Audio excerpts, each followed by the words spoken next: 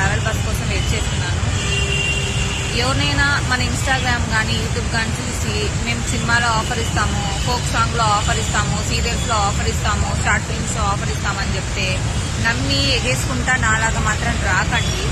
ఎందుకంటే ప్రతోడు కమిట్మెంట్ లేనిదే ఏ ఒక్కడు కూడా ఏ ఒక్క ఆడదానికి కూడా అవకాశం ఇయ్యడనేది పక్కా ప్రూవ్ అయింది. ఇది నాకు ఒకటిసారి కాదు, రెండుసార్లు కాదు, ఇది మూడోసారి. సేమ్ నాకు సిగ్గులేదు.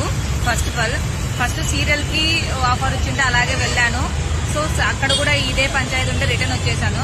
అలాగే సినిమాకి కూడా ఆఫర్ వచ్చింటే వెళ్ళాను, సినిమాకి కూడా అదే రిపీట్ అయింది, మళ్ళీ రిటర్న్ వచ్చాను. ఇప్పుడు మళ్ళీ ఫోక్ సాంగ్ అని ఒకటి పిలిచాడు.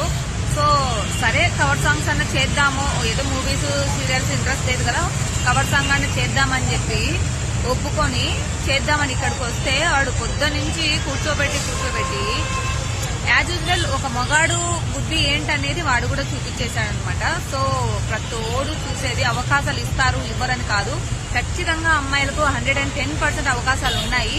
బట్ ఎలా ఉన్నాయంటే ఒక మగోని పక్కన ఆడది పడుకుంటేనే అవకాశాలు ఇచ్చే సిచ్యువేషన్ లో ఉన్నాయి గైస్ ఇక్కడ హైదరాబాద్ లో. దయచేసి ఎవ్వరు గుడ్డిగా నమ్మి రాకండి. నన్ను తప్పుగా అనుకోండి, మీరు ఏమన్నా అనుకోండి. ప్రతి ఒక్క అమ్మాయి సినీ ఫీల్డ్ లో సెటిల్ అయిందంటే ఖచ్చితంగా ఒక దగ్గర పండుకొని సెటిల్ అయ్యాడని నేను పక్కన నేను నమ్మి చెప్తున్నాను గైస్. ఎందుకంటే ప్రతి ఒక్క లంజనా కొడుకు ప్రతి ఒక్క ఆడదాన్ని వాడుకోవడానికే చూస్తున్నాడు. నాకు తెలిసి ఏ ఒక్క అమ్మాయి కూడా టాలెంట్ తో ఎదిగిందంటే నేను ఒప్పుకోను గైస్, పక్కా చెప్తున్నాను. ఏ ఒక్క అమ్మాయి టాలెంట్ తో ఎదిగిందంటే నేను ఒప్పుకోను. ఎందుకంటే ప్రతోడు లొంగ తీసుకొని పై ఏదో ఒక దగ్గర అమ్మాయి పడుకునే పైకి వచ్చింది గైస్. అంత లేని మాత్రం ఒక అమ్మాయికి ఆఫర్ అనేది రావడం చాలా చాలా కష్టం. మీరు నెగిటివ్ కామెంట్ పెట్టుకుంటారంటే పెట్టుకోండి, ఏమైనా పెట్టుకోండి, నాకు బాధ వేస్తుంది కాబట్టి నేను పెడుతున్నాను. ప్రతోడు ఆడదాన్ని చూసేది తప్పుడు ఉద్దేశంతో చూస్తాడు.